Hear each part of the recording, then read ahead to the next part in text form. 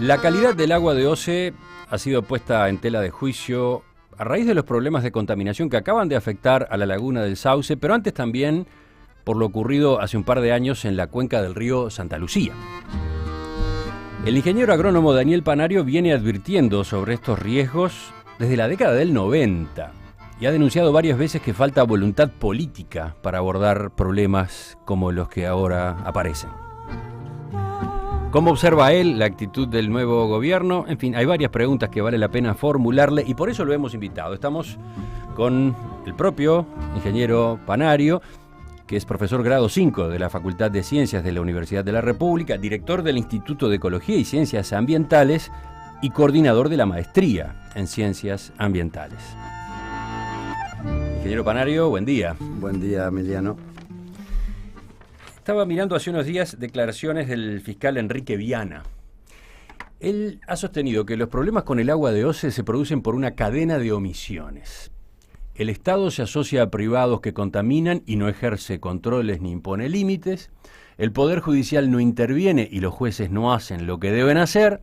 Y los ciudadanos no ejercen su ciudadanía y esperan que alguien les resuelva el problema. ¿Qué dice usted sobre ese paquete? Bueno, en general coincido bastante con el fiscal Viana, ¿verdad? Digamos que no es exactamente la situación actual, por lo menos a nivel de las declaraciones públicas. Es decir, el tema fue puesto en la agenda política ya por el propio presidente de la República, ¿no? Bueno, más allá de lo que piense las personas en relación al señor presidente, no cabe duda de su ejecutividad. Por lo tanto, yo entiendo de que estamos entrando en una nueva etapa en relación al problema, ¿no? Pero efectivamente, digamos, la historia anterior es muy parecida a lo que dice el fiscal Viana. Yo creo con todo de que la gente se ha movido, ¿no? Es decir, está preocupada, hay, digamos, la opinión pública, este tema está en primer plano, y yo creo que parte del, digamos, que esté puesto en primer plano en la agenda política es la preocupación de la gente. O sea, yo no creo que la gente se haya quedado pensando, bueno, a ver, que alguien resuelva el problema. Están los comités de cuencas, en los comités de cuencas hay participación de la sociedad civil, digamos, muy claramente. Lo que es cierto que hasta este momento a los comités de cuencas no se le estaba dando ninguna importancia en relación a las cosas que se decían o que se planteaban, porque digamos que no es vinculante la opinión. Ese es un error que tuvo, digamos, el plebiscito del agua, ¿verdad? Pero de todas maneras, bueno, frente a las situaciones que se empiezan a dar, la opinión de los comités de cuenca da la impresión que van a tener repercusión. Hace 2 años el agua de las canillas de Montevideo tuvo gusto y olor desagradables. Eso fue lo que generó una gran preocupación por los problemas de la contaminación del río Santa Lucía. Ahí estalló el tema del río Santa Lucía, pese a que ya se había hablado, por ejemplo, con declaraciones suyas y otros técnicos en el tiempo previo. Ahora está en el tapete el caso de la laguna del Sauce. ¿Hay alguna otra cuenca que usted ponga en alerta en el corto plazo? Yo diría que están prácticamente todos los lugares a donde se están tomando agua superficial, digamos, ¿no? Y que hay embalses, todos tienen problemas. ¿Todos? Prácticamente. O sea, digamos, por ejemplo, todas las lagunas costeras, varias de las cuales se utilizan para sacar agua potable, doy el ejemplo de Laguna Rocha, están con problemas serios. Laguna Castillo está con problemas serios. Los lagos del Rincón del Bonete, Palmar, Baigorria, sobre todo Palmar, es un desastre absoluto desde el punto de vista de su estado en relación a las cianobacterias. El río Uruguay está permanentemente así. El río de la Plata, digamos, este verano, digamos, hubo que crear, en parte por iniciativa mía en Canelones, la bandera roja con una cruz verde, para avisarle a los bañistas de que si bien las condiciones atmosféricas eran correctas, no se podían bañar algunos días por la presencia de las, digamos, las microcistis o, en fin, algunas de estas cianobacterias. Ajá. Claro, usted, sí, está bien, usted pone el acento en una novedad, un nuevo tipo de bandera, un nuevo tipo de prohibición de bañarse, bueno, no ya por el viento, no ya por el oleaje, no ya, sino por el estado del agua misma por dentro, ¿no? Efectivamente. Una última pregunta para venir luego al asunto de fondo. Usted dice que el agua de OCE no es confiable desde hace 15 años. Y además remarca que ha venido alertando sobre estas situaciones desde 1990. Así es. Entonces, ¿se puede decir que estos problemas en realidad no tienen su origen en el boom agroindustrial?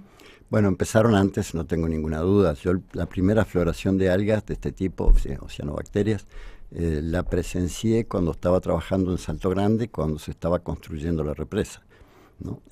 Quiere decir que estos problemas vienen de larga data. Lo que se ha incrementado es su frecuencia e intensidad. Ajá.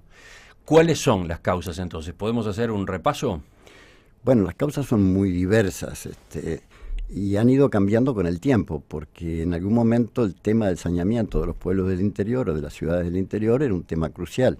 La OCE ha venido generando plantas de tratamiento terciario en una cantidad enorme de centros poblados.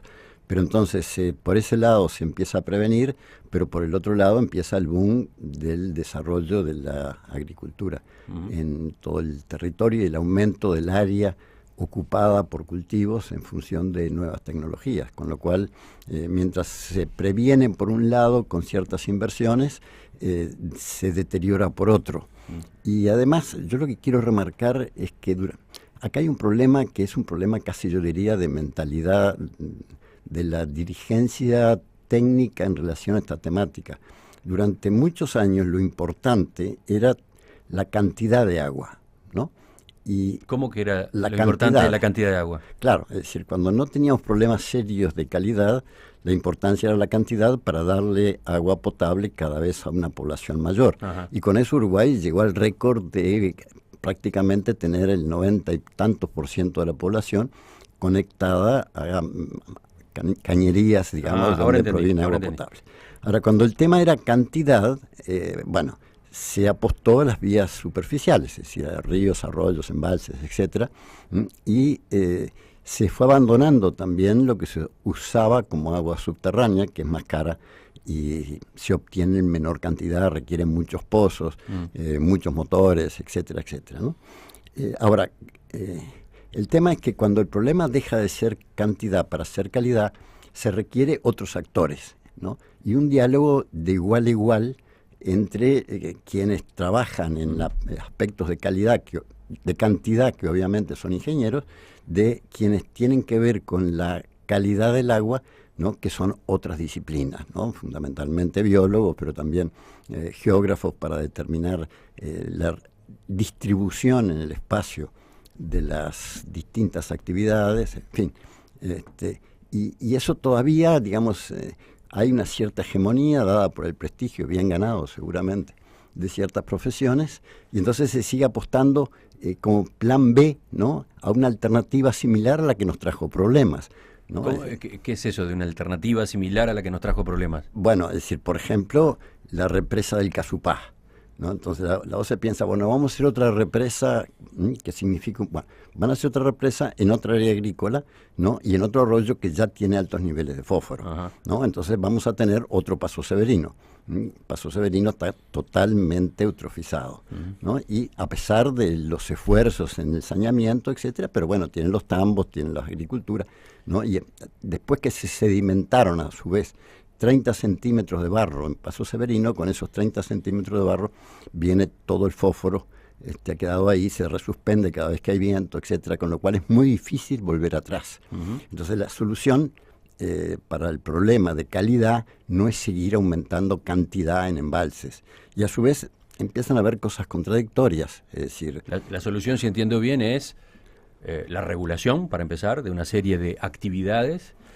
¿Y qué más? Bueno, y posiblemente buscar nuevamente trabajar con otras fuentes alternativas, como puede ser efectivamente el agua subterránea. Ajá.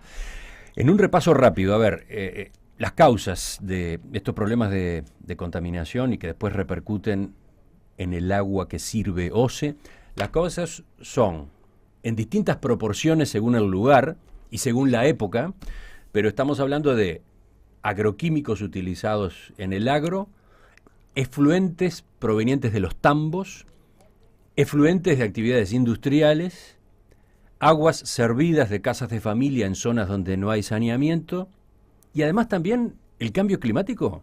Bueno, sin lugar a dudas, es decir, estos floraciones o explosiones, para decirlo en términos vulgares, de cianobacterias se producen en parte por un problema de temperatura y por un problema de luminosidad, ¿no? Es decir, son organismos fotosintéticos, ¿no? Es decir, cuanto más sol, mejor para ellos, y a su vez cuanto más temperatura dentro de ciertos rangos también. Eso no cabe ninguna duda.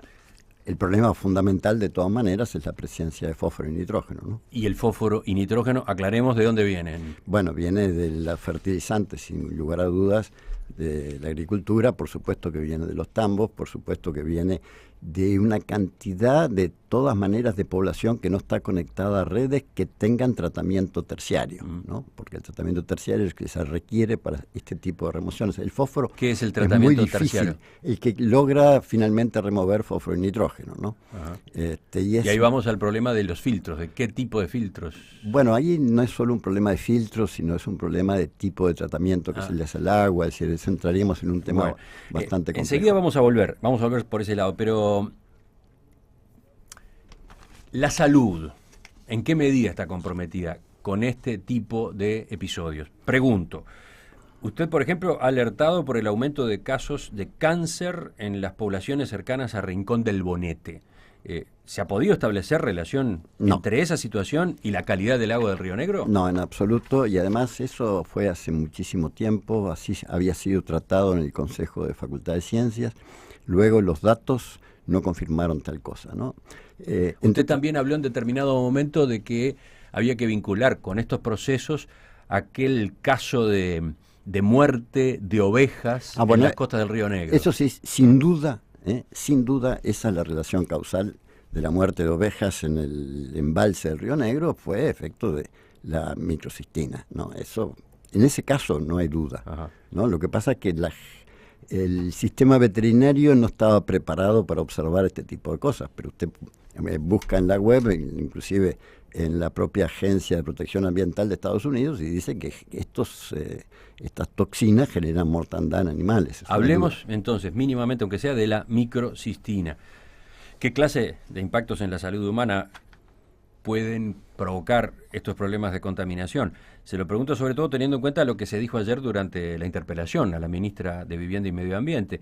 El diputado Germán Cardoso habló de la peligrosidad de la microcistina, que es, advirtió, 10 veces más potente que el cianuro. Es una toxina que afecta severamente la salud del ser humano. La microcistina es producida por las floraciones de cianobacterias tóxicas de aguas superficiales. Bueno, eso es efectivamente así.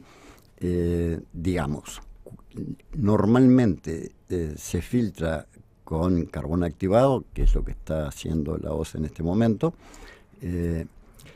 Lo que a mí me preocupa... ¿Qué es la microcistina? La microcistina es una toxina generada por estas cianobacterias, fundamentalmente cuando a medida que van muriendo, van liberando, ¿no?, esas toxinas. ¿Y acumuladas en el cuerpo humano, qué producen? Son bioacumulables, o sea, se acumulan efectivamente, como otras sustancias, y pues son hepatotóxicas, por supuesto, carcinogénicas, teratogénicas. ¿Podemos traducir todo eso? Hepatotóxicas, ¿qué es? O sea, que afectan el hígado, digamos, de las personas. ¿Qué más? Y pueden producir problemas tumorales, digamos, con el andar del tiempo, por encima de ciertas dosis. Es decir, por algo se establecen límites en relación a lo que se puede tomar y que sea considerado tóxico. Ahora, una cosa es la toxicidad aguda, y otra cosa es la que se puede generar bebiendo 70 años agua con toxinas. Claro, afortunadamente no las tenemos durante todo el año, ¿no? Son cosas que ocurren con cierta frecuencia en los meses cálidos en general. Bueno, en el caso de Paso Palmar, yo debo decir que este año el año pasado, durante el invierno se mantuvieron, lo cual me dejó más preocupado de lo que lo estaba generalmente. Uno pensaba, bueno, hay un periodo en que esto ocurre, después desaparece. Ahora, mi preocupación fundamental no es en general en los lugares donde la OCE trabaja con tan buena tecnología como es Maldonado y Montevideo, ¿no? Más allá que se le escape a veces el color, el olor y el sabor, creo poco que se le escapen las toxinas por encima de la norma. Bueno, la norma es una norma, de todas maneras, yo siempre digo, estas cosas siempre cotizan a la baja, ¿no? Los plaguicidas, todo ese tipo de cosas, cada vez se decide que hay que bajar porque siguen teniendo efecto, como ocurre con el caso, por ejemplo, del arsénico. Digamos, hay sustancias que si uno revisa la Agencia Americana de Protección Ambiental, digamos, valor admisible tanto, valor deseable cero, ¿no? Hay ese tipo de cosas. Entonces, bueno, digamos, en realidad yo he dicho esas cosas, entre otras cosas, para sacudir las cabezas, pero es muy difícil establecer las relaciones causales, sobre todo para un país como el nuestro. Es decir, son las universidades de los países de primera línea en materia de investigación las que han logrado finalmente, con un complejísimo proceso de investigación, determinar relaciones causales en alguno de estos problemas. Es decir, ¿cuánto nos llevó? Pero entonces, lo que usted ha declarado en todos estos años, ¿no es alarmismo? Bueno, puede ser que se le pueda llamar no se así. le va la mano en la exigencia, pueden sostener, ¿verdad? Pero hasta algunos gobernantes. Por supuesto que sí, y además lo sostienen. Y pueden tener razón. Yo lo que digo es que la gente tiene que estar prevenida, ¿verdad? Y que existen evidencias de que somos una población de riesgo, ¿no? El Uruguay es una población de riesgo. Estamos en los primeros lugares del mundo en materia de ciertos cánceres, algunos de los cuales tienen relación con el agua. Entonces, eso es lo que yo puedo decir, ¿verdad? No estoy afirmando porque, bueno, yo soy un científico, digo, lo único que puedo dar es una hipótesis para ser probada. Algunos científicos las han tomado y este tipo de investigación en algunos casos se está haciendo. No han llegado tampoco a demostrar de que sea así, porque es muy difícil. Las muestras tienen que ser muy grandes. Hay muchos factores predisponentes en la sociedad uruguaya, pero también lo hay en la sociedad francesa, más o menos los mismos, ¿no? Pero estamos por encima de ellos, claramente.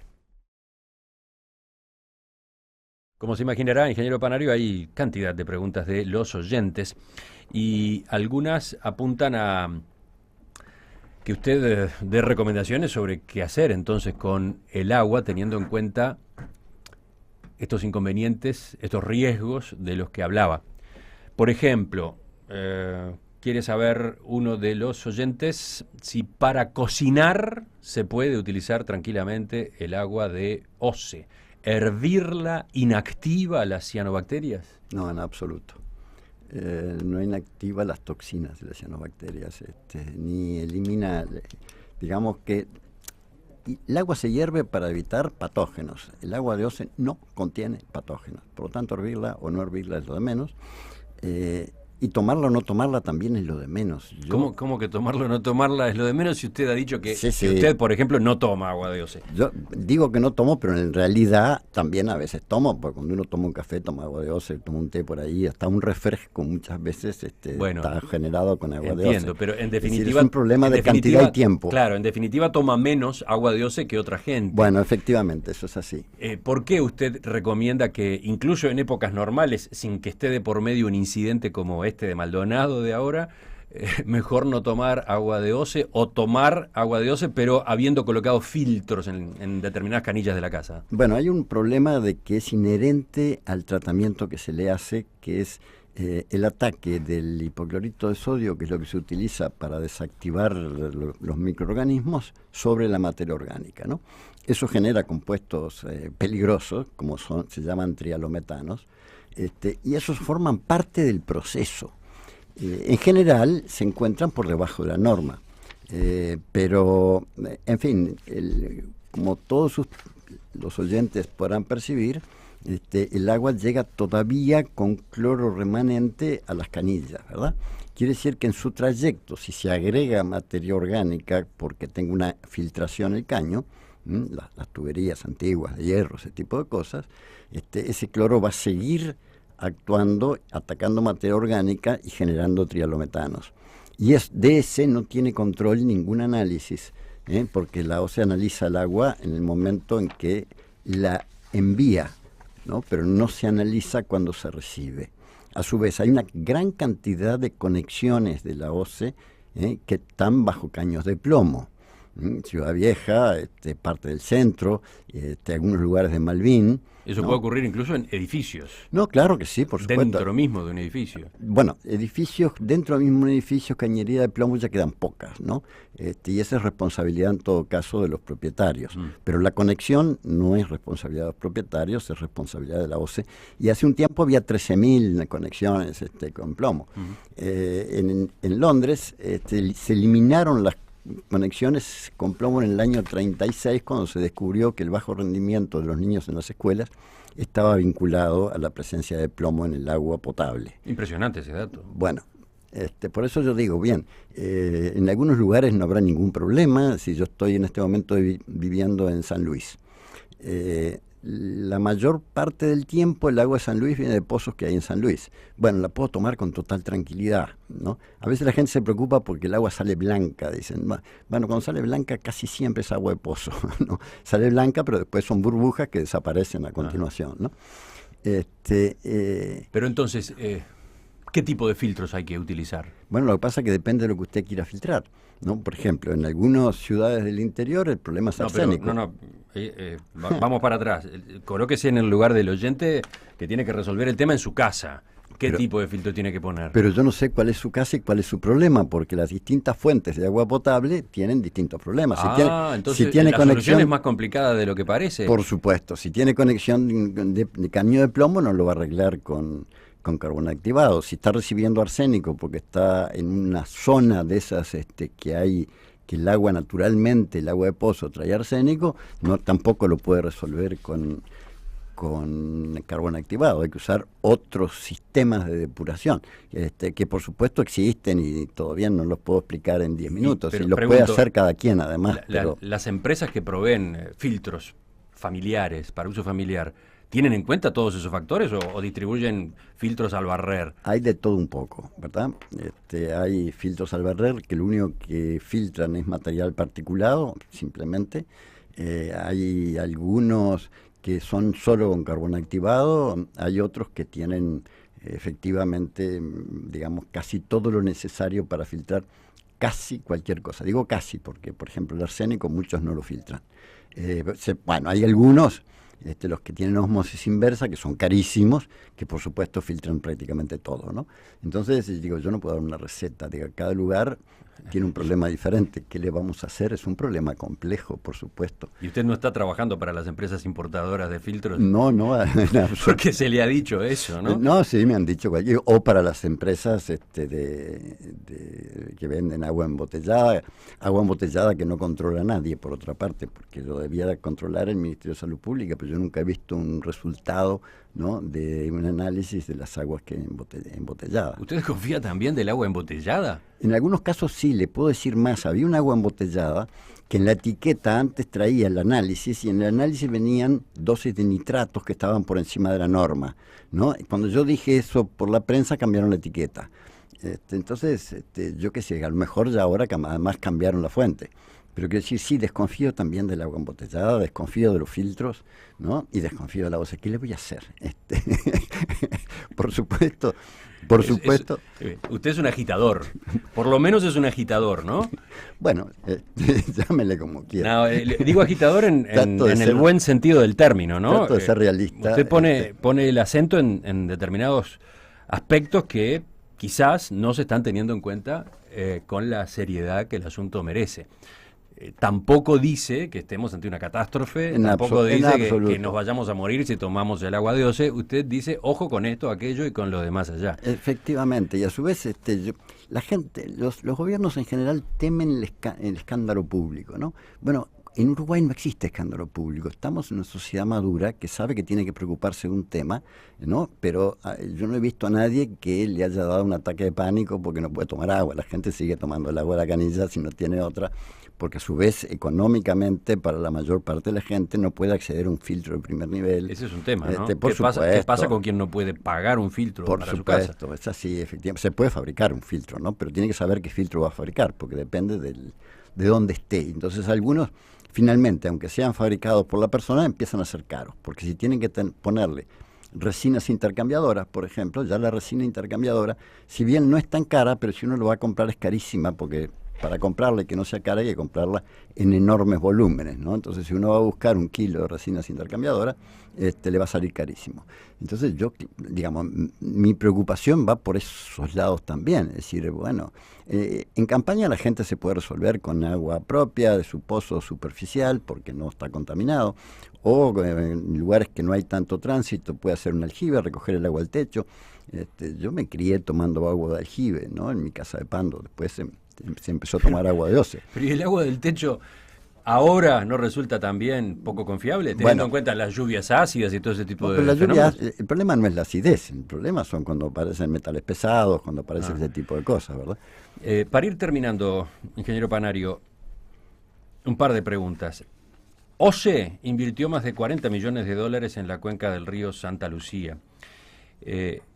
¿Usted conoce el detalle de esas inversiones? ¿Le parece suficiente esa reacción que hubo en los últimos años? Sí. Además, OCE puede hacer lo que puede hacer. Es decir, a OCE le llega el agua que le llega y lo que tiene que hacer es hacer el mejor tratamiento posible, y eso lo ha venido haciendo, digo yo. Pero concretamente, ¿OCE tiene los filtros de carbón activado correspondientes? En la cuenca del Santa Lucía sí, en Aguas Corrientes sí los tiene. En Maldonado el proceso es otro, pero ha sido bastante eficiente, a un costo altísimo, por supuesto, ¿no? Que es parte de las cosas que yo me quejo, ¿no? Es decir, se privatizan los beneficios de los procesos productivos y se socializan los desperdicios, porque finalmente, ¿no? Esos $300.000 que le está costando la OCE los pago yo, los paga usted, los paga el oyente. $300.000, esta crisis le está costando a OCE en Maldonado. Exactamente. Entonces, lo que se ha hecho en Aguas Corrientes, lo que ha hecho OCE en su planta en la zona del río Santa Lucía, está bien encaminado. Sin duda. ¿Cómo ve las otras líneas de acción que se han planteado desde el gobierno? En realidad, en la administración Mujica se puso en marcha un plan relativo a la cuenca del río Santa Lucía a raíz del episodio aquel de marzo de 2013. Efectivamente, pero después la ejecutividad de ese plan fue más o menos cero. Y después, además, bueno, ese plan tenía bastantes cosas muy bien pensadas y otras que estaban equivocadas por falta de una visión interdisciplinaria, de un diálogo franco entre disciplinas, ¿verdad? Por ejemplo, ¿cuál medida estaba mal enfocada? Por ejemplo, los límites en relación hasta dónde se puede plantar un cultivo sobre las vías de drenaje que alimentan Aguas Corrientes, es decir, ponían un límite fijo en función de los padrones sin tener en cuenta que el río Santa Lucía puede crecer y en algunos lugares avanzar, 1 kilómetro tierra adentro. Entonces, el área de inundación es lo importante y no el borde, para decir un ejemplo, ¿no? Y después, bueno, hay una cantidad de planes relativamente contradictorios. Vamos a hacer represas para riego por todos lados. Ese es el plan del Ministerio de Agricultura. Bueno, cada represa, según donde se haga y según la calidad de agua que le llegue a ese embalse, puede ser un foco, ¿no?, de producción de cianobacterias que después vamos a lanzar, ¿no?, hacia los lugares donde se saca el agua para potabilizar. O sea, hay que evitar, digamos, hay que generar un diálogo interdisciplinario realmente, explicarle después al sistema político cuáles son las interacciones que se producen entre ciertas actividades que se planifican, ¿no? Y bueno, ¿qué es lo que queremos, ¿no? ¿Queremos agua potable o queremos producción de soja transgénica con glifosato, que ahora se sabe que a su vez es cancerígeno, etcétera, ¿no? O sea, bueno, hay que tomar decisiones políticas, o sea.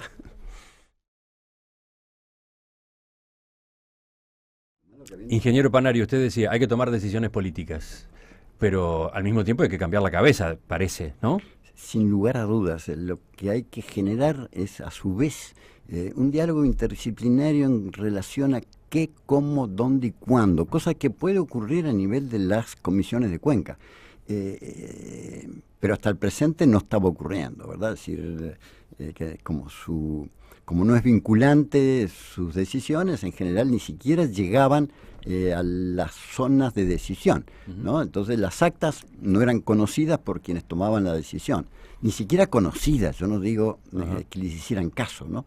Entonces, bueno, digamos, hay que cambiar unas cuantas cosas para que esto funcione. Y por último, los organismos que deben controlar, ¿tienen la infraestructura, tienen el personal, están en condiciones? En algunos casos sí, en otros no. Es decir, en caso de la agricultura, por ejemplo, no hay ninguna duda de que no se tiene la capacidad de controlar el uso del suelo, ¿no? Es decir, los planes estos de manejo hasta ahora, que son un paso adelante sin lugar a dudas, pero son un saludo a la bandera si no se controla. ¿Cuál fue el plan? Nadie lee cómo se hizo ese plan, siendo que los agrónomos en general no están formados para la conservación de suelos. En segundo lugar, tampoco se controla si el plan se cumple. Entonces, bueno, digamos, y no se puede controlar, entre otras cosas, porque tampoco se tiene la cantidad de personal para hacerlo.